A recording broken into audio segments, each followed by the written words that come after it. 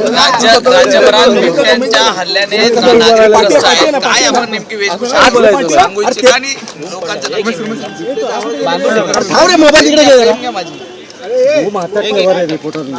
शरद सोनवणे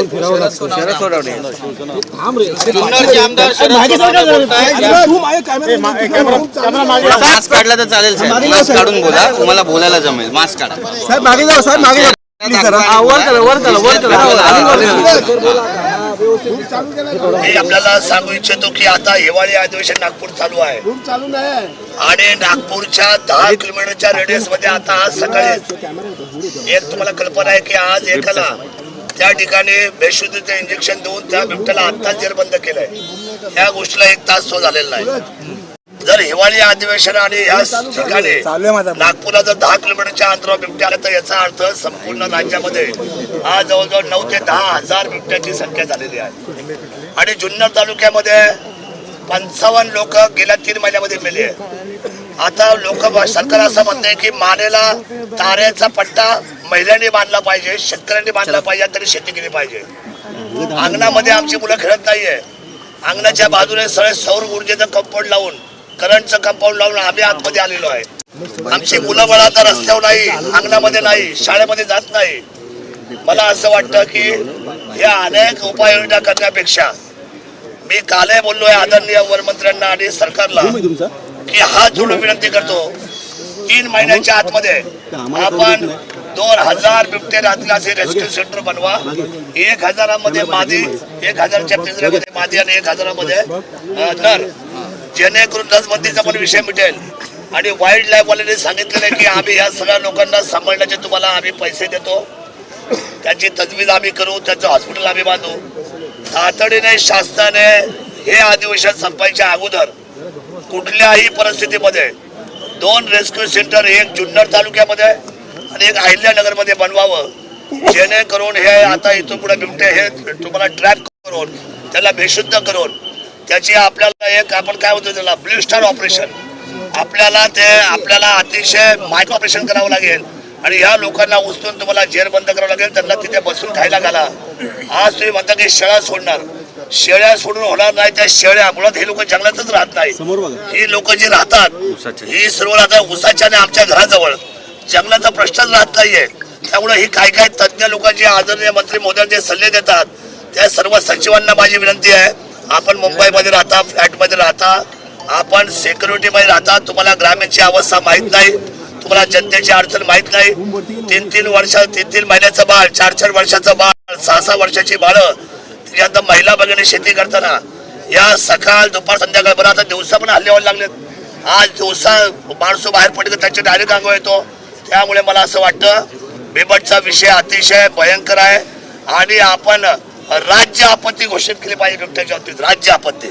आणि राज्य आपत्ती घोषित करून तातडीने मुख्यमंत्र्यांनी सुमोटो आजच्या आज निर्णय केला पाहिजे की 2 रेस्क्यू सेंटर 1000 बिबटे आपल्याला जेरबंद करतील आणि जेरबंदची मोहीम ही राज्य शासनाने राबवली पाहिजे आणि कोणत्याही परिस्थितीमध्ये या बिबट्यांचा बंदोबस्त केला पाहिजे.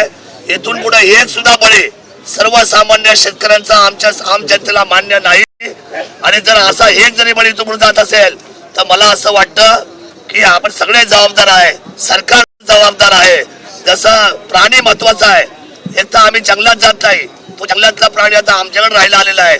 त्यामुळे आम्ही फॉल्टेड नाही, फॉल्टेड आता तो प्राणी आहे. एक तर त्याला इतके पिल्ल होतात, तो माणसाच्या असलेल्या प्रजातीमधला आहे. त्याला खरं तर वर्ल्ड वाईड मध्ये कसं काय त्याला 1 नंबर मध्ये घेतलाय, तो खरं तर मी तुम्हाला सांगतो शेड्यूल 2 मध्ये जायला पाहिजे. हा शेड्यूल 1 चा नाहीच. त्यामुळे आज फार मोठ्या संख्येने बिबट्याचा वावर होतोय, हल्ले होत आहेत, माणसं मरतायत, लहान मुलं मरतायत. मी मनापासून माझ्या मायबाप सरकारला विनंती करतो, एकनाथजी शिंदे साहेब तिथे तातडीने आले होते, त्यानंतर वनमंत्री आले होते.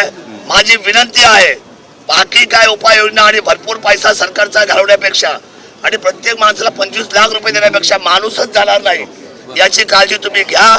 शासनाचा योग्य अशा ठिकाणी पैसा वापर करा. आणि माझी विनंती पुन्हा एकदा मुख्यमंत्री आणि वनमंत्र्यांना आहे, आजच्या आज समोर आपण कुठलाही मागे पुढे कारण न देता तातडीने फॉरेस्टच्या लँड सुद्धा अवेलेबल आहे. जुन्नरच्या आमच्या कुरण खानापूरला जवळजवळ 48 हेक्टर जागा ज्याच्या तुम्ही 1000 रेस्क्यू सेंटरच्या बनवू शकता आणि 1000 रेस्क्यू सेंटर तुम्ही आईला नगरला बनवू शकता. जागा मुबलक आहे, कामाला सुरुवात करा आणि 90 दिवसाच्या आतमध्ये एकही बिबट्या महाराष्ट्रामध्ये फिरणार नाही याची दखल मात्र आदरणीय मुख्यमंत्री आणि वनमंत्र्यांना घ्यावी लागेल. ही आग्रहाची विनंती आपल्या सर्व चॅनलच्या माध्यमातून माझ्या पत्रकार बांधवांना मी धन्यवाद देतो. अतिशय संवेदनशील विषयावर हा मुद्दा राज्य पातळीचा आहे आणि राज्य तुम्ही खरं तर त्या ठिकाणी संवेदनशील घोषित करा.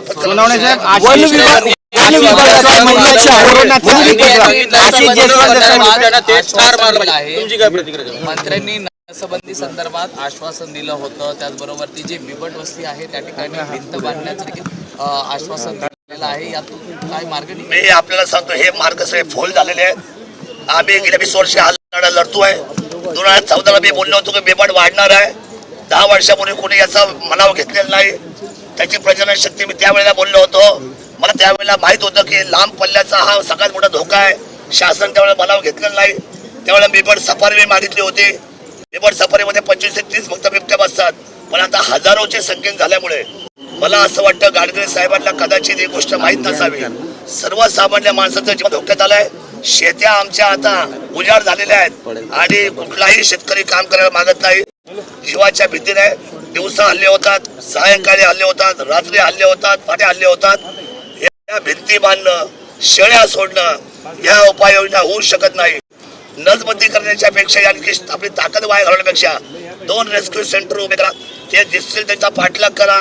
त्यांना बंदुकीची ती गोळी कोणती बेशुद्ध करण्याची इंजेक्शन मारा आणि त्यांना तातडीने तुम्ही उचला आणि सर्वांना जेरबंद करा. 1000 बिबट एका बाजूला मादी आणि एक बाजूला नर असे तुम्ही वेगळे केले तर तुमचा नसबंदीचा विषय संपून जाईल. वन विभागाचं दुर्लक्ष आणि वन विभागाचं नियोजन शून्य याच्यामुळे हे सगळं झाले.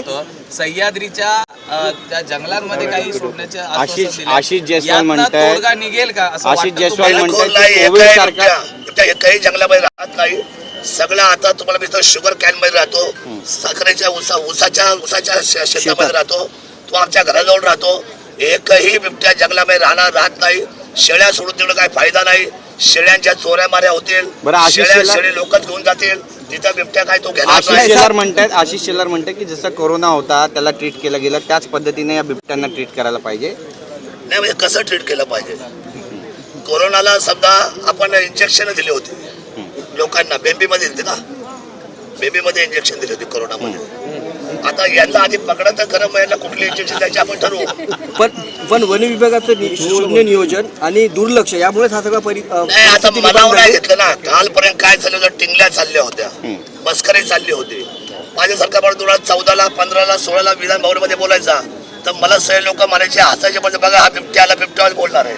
पण बिबट्या किती संकट आहे हे आज त्यांना कळालेलं आहे. आज काल तुम्ही जर पाहिलं असेल विधान भवनामध्ये जवळजवळ 288 पैकी जवळजवळ 151 आमदार बिबट्याच्या भीतीने सभागृहामध्ये गोंधळ घालत होते. याचा अर्थ हा दूरदृष्टीचा होणारा सगळ्यात मोठा आपल्यावर होणारा आघात आहे हे मी 2014 पासून ओळखलं होतं. म्हणून आता माझी विनंती आहे, आज सकाळी जर तुम्ही तुमच्या टीव्ही चॅनल ऑन केले नागपूरमध्ये सकाळी काय परिस्थिती होती. 3 तास तुमचं ऑपरेशन चालू होतं त्याला पकडण्यासाठी. जीवाचा आकांत करून एक बिबट्या पकडायला तुम्हाला 3 तास लागले. आमच्याकडे हजारो आहेत, हजारो. बरं साहेब, बिबट्या शिकारी प्राणी आहे, बिबट्या शिकार करतो. कुणाची शिकार करायची? एकही जीव जाता कामा नये. एकाही जीवाची किंमत 25 लाख होऊ शकत नाही. 25 लाखाने गेलेला माणूस, एखाद्या गेलेल्या तरुण विधवा महिलेचा नवरा, एखादा छोटा बाळ, एकुलते एक मुलगा, एकुलते एक मुलगी, घरातली महिला भगिनी, हे 25 लाखाच्या बाबतीने पुन्हा येणार नाही. 25 लाख देण्यापेक्षा सरसकट हे बिबटे उचलून आतमध्ये टाकाने त्यांचे पालन पोषण सरकारने करा. ती जबाबदारी वाईल्ड लाईफची सुद्धा आहे. वाईल्ड लाईफ सांगताय की तुम्ही आमची लोक उचला आणि तुम्ही आमच्या पिंजऱ्यात ठेवा. आम्ही 100% त्यांना अन्न धान्य खाणं पिणं आम्ही त्यांचं पाहू, त्याचा खर्च आम्ही घेऊ, त्याचा मेंटेनन्स आम्ही सांभाळू. ज्यांचा जीव गेला त्यांना आता सरकारी नोकरी दिली जाईल असं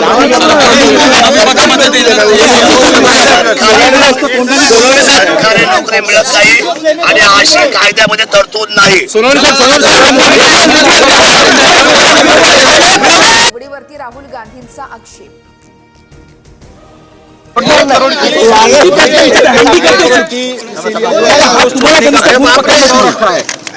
बहुत गलत प्रस्ताव है। ऑपरेशन को ये मालूम नहीं है कि इस चीज से कुछ होने वाला नहीं है। ये गलत फैसला है। मैं चाहता हूँ कि रेस्क्यू का 2 सेंटर बड़ा बनाया जाए, फॉरेस्ट के पास लैंड है और ताबड़तोड़ 90 दिन के अंदर उसको ऑपरेशन करके पकड़ना ही पकड़ना है और उनको पकड़ के सीधा उनको अंदर डालना है। तो मेरा कहना यह है गवर्नमेंट को, मेरी सरकार को मेरा निवेदन है, मुख्यमंत्री देवेंद्र जी हो, एकनाथ शिंदे साहब हो, अजित दादा हो या